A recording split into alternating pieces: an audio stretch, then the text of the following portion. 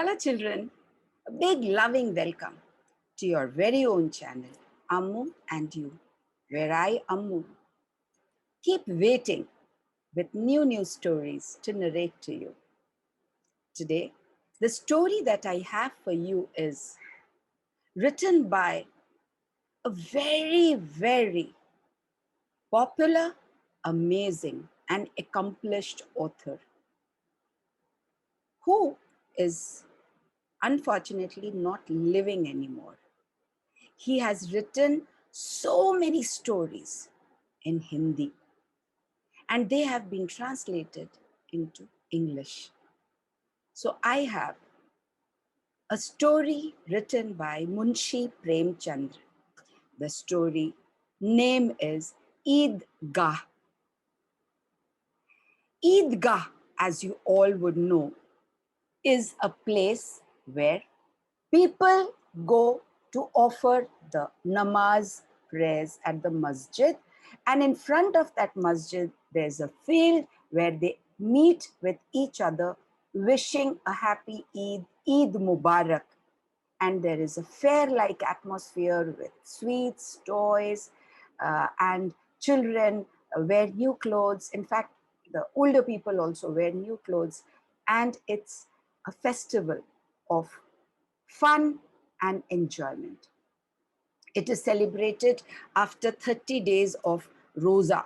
So Roja is where you fast for 30 days and you do not eat anything throughout the day from sunrise to the sunset. So the story Idgaah starts with in a village where Eid has come a full 30 days after Ramzan. What a beautiful morning! And the entire village is full of hustle and bustle. Preparations to go to the Idgaah are in full swing. Someone's kurta lacks a button. He runs to the neighbor's house to borrow needle and thread. Someone else's leather shoes have grown too hard to wear. He runs to the oil press for some oil to grease and soften the leather. The bullocks are being hastily given their fodder because it will be afternoon by the time folks return from Idgaah. It is a good 3 miles from the village, and all the boys are getting too excited to leave with the older ones, with their elders. Now, many of them have fasted, maybe just a month just a day during the month of Ramzan, from morning till noon. Others hadn't even done that, but it did not matter. Fasts were for the aged. For youngsters, Eid was the most important thing. And today, the long-awaited day had finally arrived. The boys didn't care if there was milk and sugar in the house to cook sevaiya, the Eid speciality. They were only concerned with eating it. They jiggled the coins in their pockets, took them out to count them, and were bursting with joy to find 12 paise, 15 paise, treasures in their hands. Now the story had been written many years back when 12 paise, 15 paise were of big value. With this treasure, they were going to buy countless things, toys, sweets, bugles, balls, and whatnot. The happiest boy of all was Hamid. He was a poor, ill-clad, skinny boy, all of 4 or 5 years, whose father had died of cholera and whose mother also had left this world to join her husband in heaven. Now, Hamid slept in the lap of his grandmother, Amina, who loved him. And Hamid, with this love from his grandmother, never really missed his parents. He was as happy as he had always been with Amina, and he believed his father would return with sackfuls of money. That is what Amina had told him. His mother, who had gone to Allah's abode, would come back with the loveliest gifts for Hamid. Then he will have so much more than Mohsin, Noore, and Sami. So Hamid runs into the house and tells his grandmother not to worry. He will be among the first to return from Idgaah.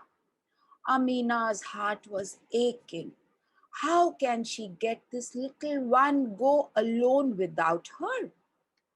She couldn't go because this poor woman had to collect the ingredients for making sevaya on Eid at least, and borrowing would take much more time than buying. The villagers finally leave for Idgaah, the children running ahead. Hamid is one of them. Closer to the town, they walk past the houses and the gardens of the courts, the college, the clubhouses, the police stations. And they approach the Idgaah. They catch people, groups of people heading the same way. People in tongas, in cars, people on foot, all brightly dressed and happy. They see the Idgaah, its shadows of tamarind trees, and its cemented floor is covered with white sheets.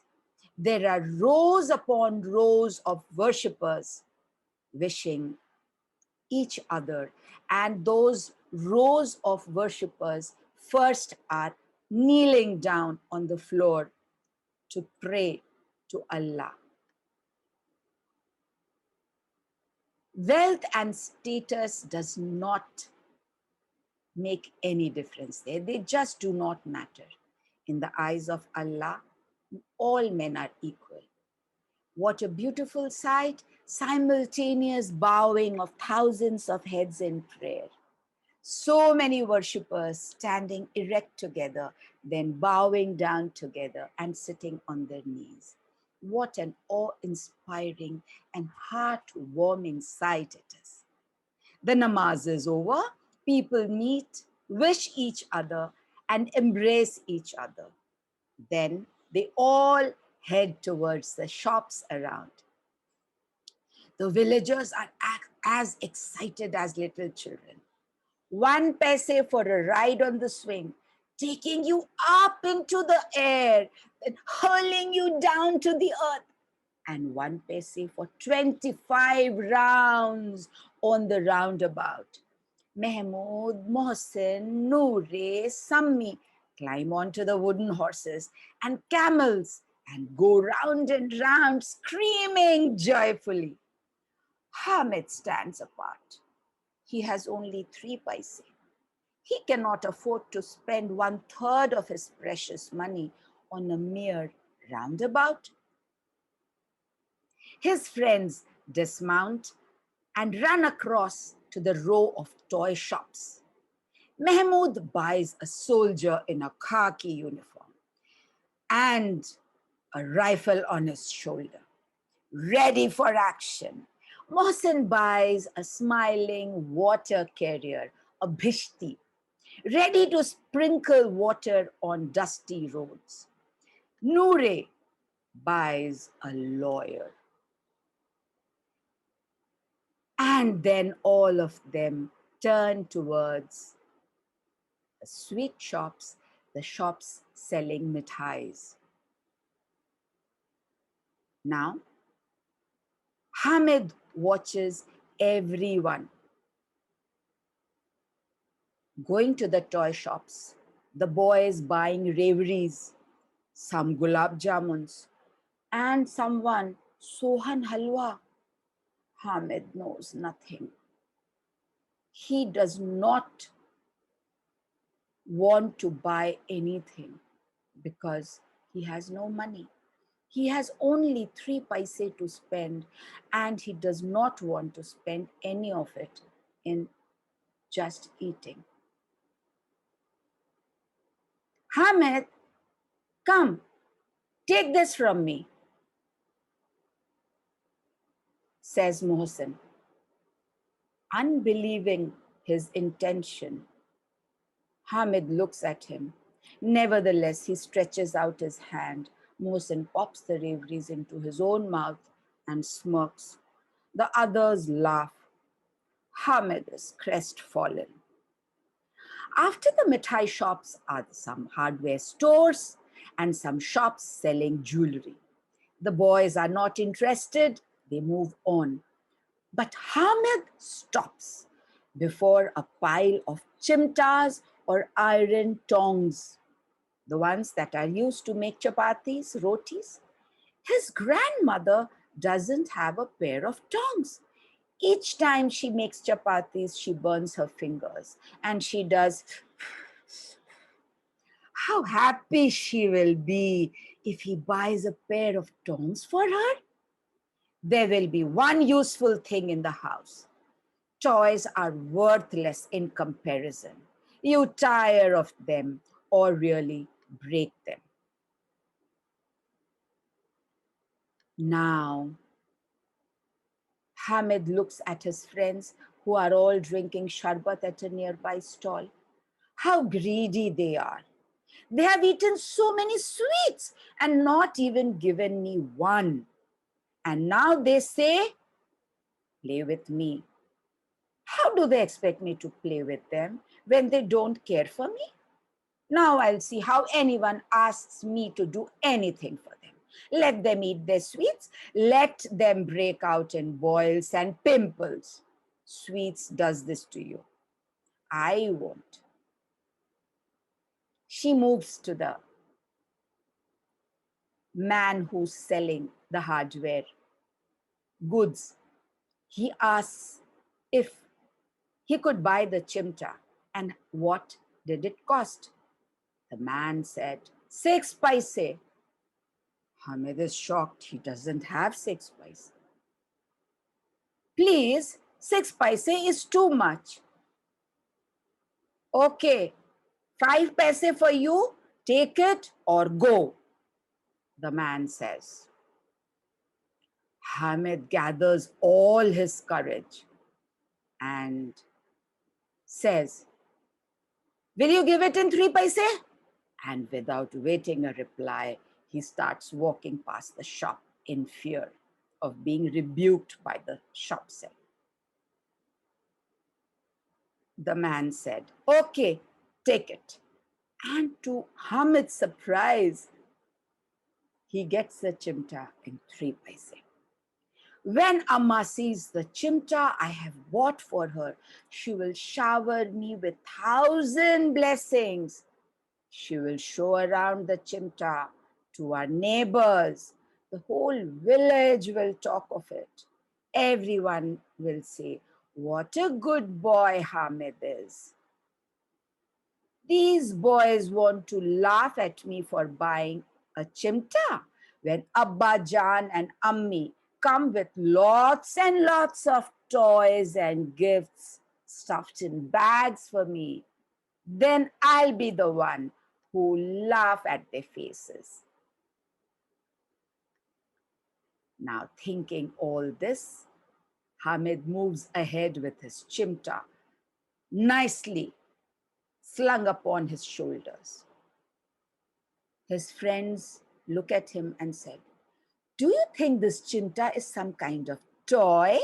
Sneers Mahmud. Why not? Says Hamid. Put it on your shoulder, it becomes a gun. Hold it in your hand, it becomes the tongs singing fakirs use instead of cymbals. One hit from my chimta and all your toys will break. But none of them can harm my lion-hearted warrior. Sammi is impressed. He offers to exchange the tambourine he bought for 8 paise with Hamid's tongs. But Hamid refuses. His tongs have fascinated all the boys now. But what can they do? They have no money left. And anyway, it is time to return home. Hamid is a clever fellow, they all wonder. Now his friends know why he didn't spend his money earlier. Your chimta can't fill water. My water carrier bhishti can. My tongs will give out one shout and your water carrier will come running to his door, asserts Hamid. Mohsin has no answer to this. Mahmoud comes to his rescue. What if we get caught for doing something wrong? We'll definitely need Noore's lawyer then. For a moment, Hamid is nonplussed. He's thinking of an answer. Then he says, but who will arrest us? Mahmoud's soldier will, says Noor confidently. That poor creature? Come on then, let's see who's stronger, my chimta or Mahmoud's soldier. Mahmoud is defeated, but he tries again. Your chimta will burn his face in the fire every day, he jeers at Hamid. So what? Said Hamid promptly. Only the courageous can jump into fire. Your toys will hide in the house. Mahmoud tries again. Our lawyer will sit in style on a chair. Your tongs will only lie on the kitchen floor. My tongs won't lie on the floor. They'll knock your lawyer down and stuff his law down his throat. Hamid's rejoinders is rather wild, but somehow it clears the field for him. No one now has anything to say. Hamid's chimta is the undisputed champion. The boys are now very anxious to exchange their toys to enable them to handle the champion. I was only pulling your leg, says Hamid, when they request to him to exchange his tongs with the toys for some time. Ha! Okay, fine. We can do it if that is what makes you happy. And one by one, all the toys cross Hamid's hands, and Hamid's tongs cross everybody's hands with admiration. On the way home, Mahmoud feels hungry. His father buys him bananas. He shares them only with Hamid.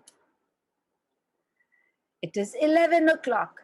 Those who had gone to the Idgaah have just returned. The village is agog with excitement. Mohsin's younger sister runs to him and snatches the bhishti. She jumps in joy and the bhishti falls on the ground, broken into pieces. Both howl. Noor fixes a seat for his lawyer on the wall and starts fanning him. The fan touches the lawyer and bang, he comes on the floor, shattering into pieces. Mahmoud's soldier survives barely while he is managing the village, but Mahmoud breaks it while trying to save it from fall. And now the poor soldier can at least sit and do his duty in comfort because his legs are gone. Hamid's grandmother, Amina, runs to him as soon as she hears his voice and takes him lovingly in her lap. She's startled to see the tongs.